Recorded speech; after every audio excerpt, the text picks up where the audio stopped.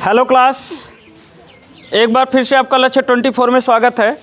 चलिए भैया, आज मैं आपके लिए दो ऐसे प्रश्न लेकर के आया हूँ जहाँ पर आपके परीक्षा में आपसे निश्चित रूप से गलती हो जाता है या तो फिर आपको परेशानी होता ही होता है। तो वर्ग में ये दो तरह के प्रश्न आपको जानना बहुत ज़रूरी है, ठीक है। इस तरह का प्रश्न जब भी आपसे पूछेगा आप थोड़ा परेशान ज़रूर हो जाएंगे ना। तो पहले ये दो प्रश्नों को आप ज़रूर सीख लीजिए, ठीक है। तो पहला प्रश्न में रखिए, चलिए पहला प्रश्न लिखिए। पहला प्रश्न है 135 रुपया प्रति हेक्टेयर की दर से 135 रुपया प्रति हेक्टेयर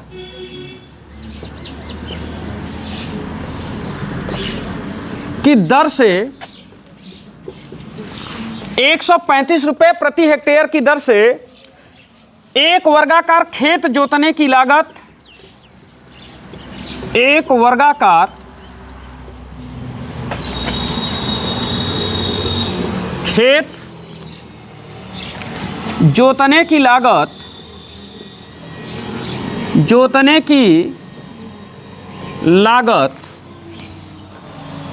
1215 रुपया है। 1215 रुपया है। 75 पैसे प्रति मीटर की दर से 75 पैसे प्रति मीटर की दर से पैसे प्रति मीटर की दर से 75 पैसे प्रति मीटर की दर से उसके गिर्द मतलब चारों ओर, उसके गिर्द बाड़ लगाने की लागत, बाड़ मतलब कटीला तार होता है, बाड़ लगाने की लागत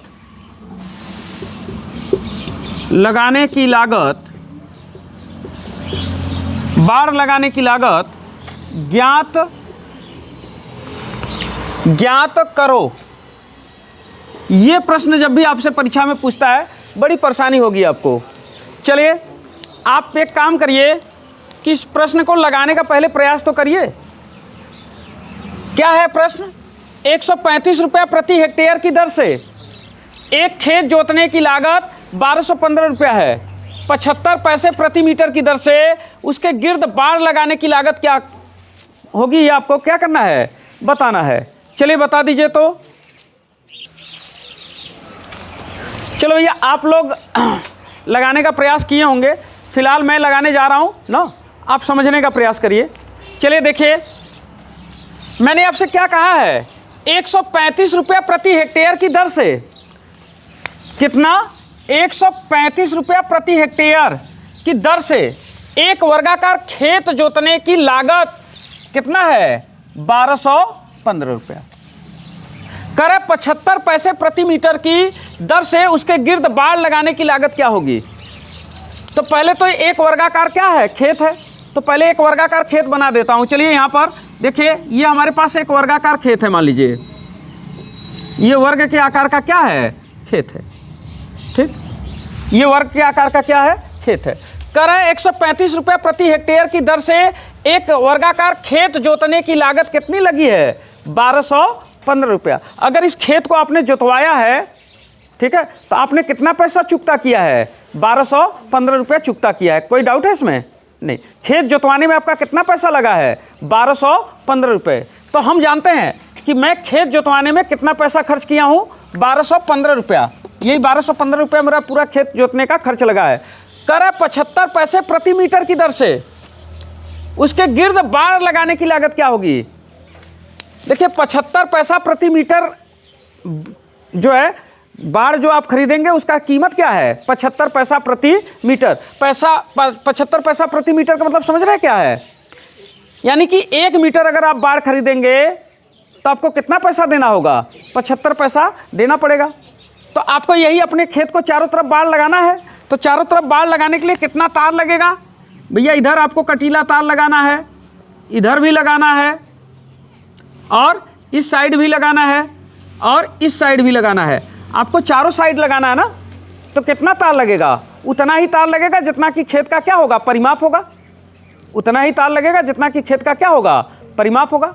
तो अगर आपसे पूछा कि कितने रुपए का तार लग जाएगा, तो पहले तो आप ये देखेंगे कि मुझे कितने तार की ज़रूरत है।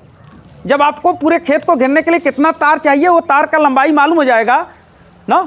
तो 1 मीटर लंबाई का दाम आपको मालूम है, तो जो मीटर आपको लगेगा उतने में उसका क्या कर देंगे, गुणा कर देंगे। बात समझेंगे नहीं।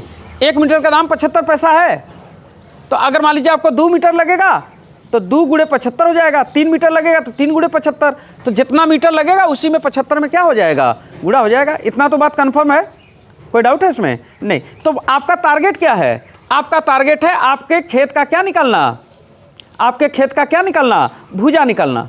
ओके, तो खेत का भुजा निकालना ही मेरा क्या है, टारगेट है। भुजा मालूम हो जाए तो मेरा काम बन जाए। अच्छा, भुजा कैसे निकलेगा? इस खेत को जोतने में जब आप खेतवा जोतेंगे इस तरह से, तो इसका क्षेत्रफलवा तो जोताएगा, इसका क्या जोताएगा, क्षेत्रफल जोताएगा ना। तो देखिए 135 रुपये प्रति हेक्टेयर। हेक्टेयर किसका मात्रक होता है, हेक्टेयर क्षेत्रफल का मात्रक होता है। ट्रैक्टर से खेत जोतने का रेट इसमें क्या चल रहा है, आपसे एक हेक्टेयर अगर आपका खेत जोतेगा तो कितना पैसा आपसे ले लेगा, 135 रुपया ले लेगा। यानी 135 रुपया ले करके कितना खेत जोत रहा है, 1 हेक्टेयर खेत जोत रहा है। ठीक है, तो आपने उसको अपने पूरे खेत का कीमत कितना दिया है जोतने का, 1215 रुपया। तो अगर 135 रुपया का वैल्यू 1 हेक्टेयर है, तो 1235 रुपया का वैल्यू हम नहीं निकालेंगे कि कितना हेक्टेयर होगा, और वही 1215 जो भी है। चलिए देखते हैं। हमने कहा कि 135 रुपया, 100 कितना 35 रुपया। ध्यान दीजिएगा, 135 रुपया में 1 हेक्टेयर खेत जोता जाता है, खेत जोता जाता है। ठीक, तो 135 रुपया लेकर के 1 हेक्टेयर खेत जोत रहा है। अब देखिए जो भी आपका भुजा आएगा वो तो मीटर में आएगा, यानी इस हेक्टेयर को किस में बदलने की ज़रूरत है, मीटर में। और हम जानते हैं कि 1 हेक्टेयर में कितना होता है, 1 हेक्टेयर बराबर होता है 10,000 मीटर क्या स्क्वायर। ये आपको मालूम है, पहले से भी मालूम है, नहीं मालूम है तो आप जान लीजिए कि 1 हेक्टेयर में कितना होता है, 10,000 मीटर स्क्वायर होता है। कन्फर्म है ना। तो चलिए 1 हेक्टेयर में 10,000 मीटर स्क्वायर होता है, यानी मैं ये भी कह सकता हूँ कि 135 रुपया में कितना, 1 हेक्टेयर। 1 हेक्टेयर की जगह हम क्या लिखेंगे, 10,000 मीटर स्क्वायर। ठीक, तो 135 रुपये में 10,000 मीटर स्क्वायर क्या होता है, खेत जोता जाता है, खेत जोता जाता है। तो अब मुझे बताइए कि 1 रुपये में कितना खेत आपका जोतेगा, तो यही 10,000 बटे क्या हो जाएगा, 135। कन्फर्म ना। ये 1 रुपये में इतना खेत जोता रहा है आपका, तो आपने अपने खेत की जुताई कितना दिया है, 1215 रुपया। तो 1215 रुपया में कितना खेत जोता जाएगा, तो 1215 रुपये में 1 का वैल्यू इतना है, तो 1215 में क्या होगा, 1 का वैल्यू 10,000 बटे 35 है, इसी में क्या होगा, 1215 का गुणा हो जाएगा। कोई डाउट है इसमें? नहीं। चलिए काट देते हैं, ये 9 बार में क्या होगा, कट जाएगा। भाग दे करके देखिए, 9 बार में कट जाएगा। ठीक है, तो यानी कुल मिला जुला के मेरा आ गया कितना, 9 के आगे 4 शून्य, 1 2 3 4, इकाई दहाई सैकड़ा हज़ार 10,000, 90,000। 90,000 क्या आएगा, ये देखिए मीटर स्क्वायर आएगा, यानी 90,000 मीटर स्क्वायर। अगर आपने 1215 रुपया खेत का जुताई दिया है, तो इसका मतलब आपके खेत का क्षेत्रफल कितना है, 90,000 मीटर स्क्वायर ना। 1215 रुपये में कितना खेत जोतेगा, 90,000 मीटर स्क्वायर खेत जोतेगा। कोई डाउट रहेगा इसमें? नहीं। तो यानी कि खेत का क्षेत्रफल मालूम हो गया, कितना है, 90,000 मीटर स्क्वायर। तो अगर ये क्षेत्रफल मालूम है, तो ये क्षेत्रफल का मतलब क्या है, भुजा स्क्वायर का वैल्यू है ये। तो भुजा स्क्वायर का वैल्यू यानी क्षेत्रफल आपको अगर मालूम है कि हमारे खेत का क्षेत्रफल है 90,000 मीटर स्क्वायर, तो इसका मतलब ये भुजा स्क्वायर का मान मालूम है कितना, 9000। तो भुजा बराबर कितना हो जाएगा, इसका रूट निकालिए, कितना, 300 आएगा। तो इसका मतलब कि आपके खेत की भुजा कितना है, 300। तो आपके खेत को घेरने के लिए कितना तार लगेगा, तार, तो तार की लंबाई क्या हो जाएगी, कहीं जगह नहीं है तो यहीं पर लिख रहा हूँ अब, तार की लंबाई। चलिए, तो 300 इधर, 300 इधर, 3 के 3, 3 के 6, 3 के 9, 3 चौके 1200, 1200 मीटर तार लगेगा। तो 1200 मीटर तार लगेगा। अच्छा, 1 मीटर का दाम कितना है? 75 पैसा। तो 1200 मीटर का दाम क्या होगा? इसी में 75 का गुणा हो जाएगा। ठीक है, तो कीमत कितना हो जाएगा या पैसा कितना लगेगा? लागत लगेगा 1200 गुणे कितना? 75। अब देखिए, ये किस पैसे में आएगा? पैसे को रुपए में बदलने के लिए क्या कर दें? 100 का भाग दे दें। तो इसी में हम कर देते हैं 100 का भाग। तो ये 2 शून्य से क्या होगा? कैंसिल हो जाएगा, बाकी गुणा हो जाएगा। तो गुणा हो जाएगा, तो 12 में 12 पचे 60, 900। 900 क्या आएगा? रुपया आएगा। यानी हमारा आंसर आएगा कितना? 900 रुपया। कन्फर्म हो गया ना बात? तो 900 रुपया आएगा, ध्यान रखिएगा, 900 रुपया आएगा। कितना आएगा? 900 रुपये। देखो, बहुत आसान काम था, फिर से एक बार समझिए। क्या था? 135 रुपया देके 1 हेक्टेयर खेत जोत रहा है आपका। 135 रुपया लेके कितना हेक्टेयर खेत जोत रहा है? 1 हेक्टेयर। तो अगर 135 रुपये में 1 हेक्टेयर खेत जोता जाता है, तो 1 हेक्टेयर को हमने क्या बदल दिया? मीटर स्क्वायर में। तो 1 हेक्टेयर में 10,000 मीटर स्क्वायर होता है। तो यानी 135 रुपया लेकर के आपका 10,000 मीटर स्क्वायर खेत जोत लेगा। ठीक है, तो 135 रुपये में 10,000 मीटर स्क्वायर है, तो 1 रुपये में क्या होगा? यही 135 नीचे आ जाएगा। तो आपने कितना खेत का जुताई दिया है? 1215 रुपये। तो यही 1215 का क्या हो जाएगा? 1 का वैल्यू मालूम है, तो 1215 का इसमें गुणा हो जाएगा। इस लिहाज से हमने देखा कि 90,000 मीटर स्क्वायर मेरे खेत का क्षेत्रफल है। तो खेत का क्षेत्रफल मालूम हो गया, तो उसका भुजा भी मालूम हो जाएगा। भुजा हमने निकाल लिया, तो उसका परिमाप भी मालूम हो जाएगा। और 1 मीटर का दाम हमको मालूम है, तो 1200 मीटर का दाम हमने क्या किया? निकाल लिया। कोई डाउट रखे इसमें? नहीं। तो इस तरह का प्रश्न भी आपसे कभी कभी आएगा। क्या होगा कि एक वर्गाकार या आयताकार कोई जगह दे देगा। ठीक है, एक जगह दे देगा और उसका खेत का जुताई या इस तरह का कुछ खर्च दे देगा, कितना रुपया प्रति हेक्टेयर है या इतना ईयर है, और उस लिहाज से आपसे क्या करता है? प्रश्न पूछ लेता है। ये बड़ा इंपॉर्टेंट प्रश्न है। और एक प्रश्न और आपके सामने रखूंगा, यहाँ भी आपको कभी कभी दिक्कत होता है। प्रश्न लिखिएगा, इसको मिटा रहे हैं, इसको मिटा दें।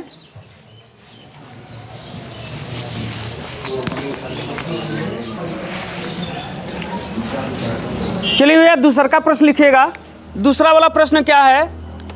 ABCD क्वेश्चन लिखे। ABCD एक वर्गाकार खेत है। एक वर्गाकार खेत है। ABCD एक वर्गाकार खेत है। एक किसान को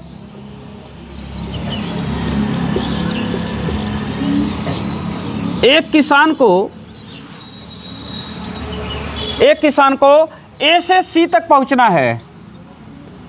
A से C तक पहुंचना है।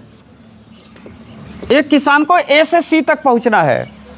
यदि वह भुजा की बजाय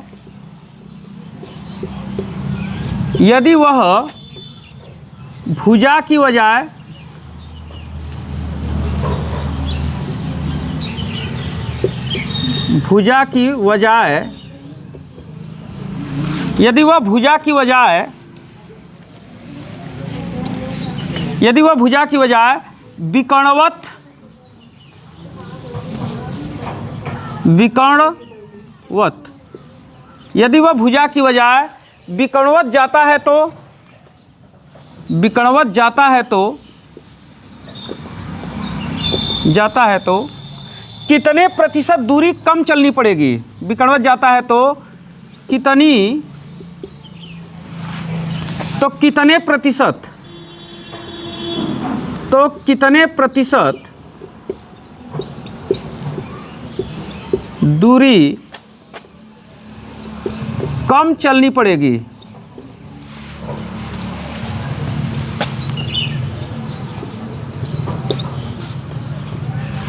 चलिए, ये प्रश्न आपके सामने है और ये प्रश्न भी आपको कभी कभी परेशान करता है, इस तरह का प्रश्न भी। चलिए कोशिश करिए कितना आएगा, कितना?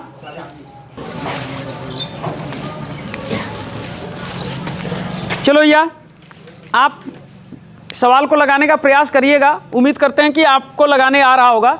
अगर नहीं लगाने आ रहा है तो थोड़ा ध्यान दीजिएगा। देखिए मैंने सवाल बहुत आसान रखा है, वो कोई बड़ी बात नहीं है, लेकिन फिर भी इसमें आपको परेशानी हो रहा है।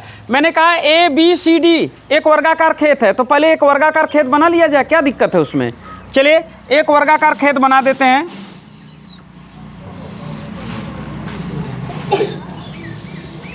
इसका नाम रख देते हैं ABCD। बताइए नाम में क्या गड़बड़ी है? हाँ बिल्कुल नाम गलत है। क्यों? क्योंकि नाम हमेशा घूम के रखेंगे, चाहे चक्री क्रम में रखेंगे नाम। AB ऐसे घूम रहे हो तो यहाँ पर C आएगा, तब यहाँ D आएगा, ठीक? या तो ABCD ऐसे, कभी भी नाम ऐसे घूम घूम के रखा जाता है, ठीक है? तो AB के बाद यहाँ पर C होगा और यहाँ पर क्या होगा? D होगा। ABCD अब नाम सही रखा है। ABCD एक वर्गाकार खेत है। एक किसान को A से C तक पहुंचना है, यानी एक किसान को A पॉइंट से चलना है और C तक पहुंचना है, ठीक? तो A से C तक पहुंचने के लिए उसके पास दो रास्ते हैं। एक तो A से चलना शुरू करे और ये विकर्ण पकड़ करके कहाँ पहुंच जाए? C पर पहुंच जाए। और या तो A से चले तो पहले A से B तक आए, B से फिर कहाँ आए? C तक आए। यानी भुजा पकड़ के चले, चाहे तो विकर्ण पकड़ के चले, दो ही रास्ते हैं उसके पास है? तो कह रहा है कि A से C तक पहुँचना है। यदि वह भुजा की बजाय विकर्णवत जाता है तो कितने प्रतिशत दूरी कम चलनी पड़ेगी? जाहिर सी बात है कि भुजा पकड़ के जाएगा तो उसको लंबा पड़ जाएगा, अब विकर्ण पकड़ के जाएगा तो तीखा पड़ेगा, कम दूरी पड़ेगा। तो कह रहा है अगर विकर्ण पकड़ के जाएगा तो उसके कितने दूरी का कम हो, कितना % दूरी कम चलना पड़ेगा? कितने प्रतिशत दूरी कम चलनी पड़ेगी? अगर विकर्ण पकड़ के जाता है तो कितने प्रतिशत दूरी कम चलनी पड़ेगी? अच्छा मुझे एक बात बताइए, परसेंटेज में बात आपसे कर रहा है ना, तो परसेंटेज का मतलब क्या? किसी भी आंकड़े को 100 में कितना ये बताना ही क्या कहलाता है? परसेंटेज। तो अगर किसी आंकड़े को हमको 100 में रिप्रेजेंट करना है तो क्यों नहीं एक समय के लिए इनकी भुजाओं की वैल्यू हम क्या मान लें? 100 मान लें। हमने भुजा मान लिया कितना? 100, अपने से 100 मान लिया। क्यों 100 मान लिया? क्योंकि हमको परसेंटेज में अगर हम भुजा कुछ भी मान सकते हैं, हमने एक समय के लिए 100 मान लिया, ठीक है?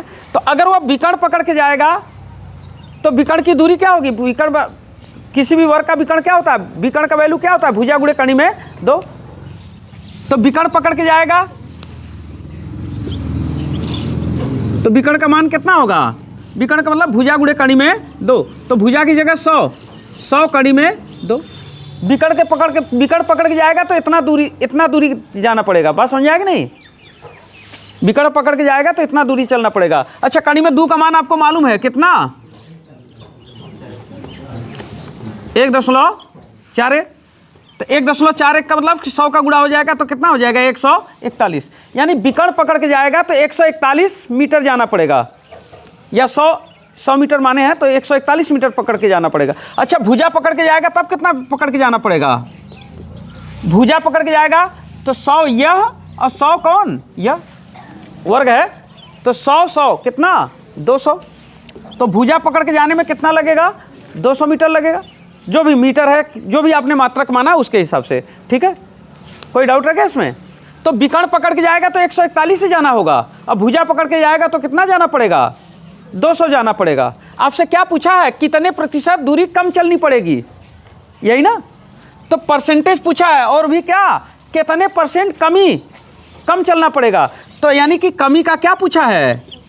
कमी का परसेंटेज पूछा है। और आपको मैंने बताया कि परसेंटेज निकालने का रामबाण तरीका क्या, कि जिसके बारे में पूछे सीधे उसको कहाँ रखिए? ऊपर रखिए, और जिस आधार पर बात कही गई है उस आधार को नीचे रखिए, 100 का क्या कर लीजिए? गुणा कर लीजिए। तो क्या पूछा गया? कितना कम चलना पड़ेगा। तो कितना कम चलना पड़ेगा?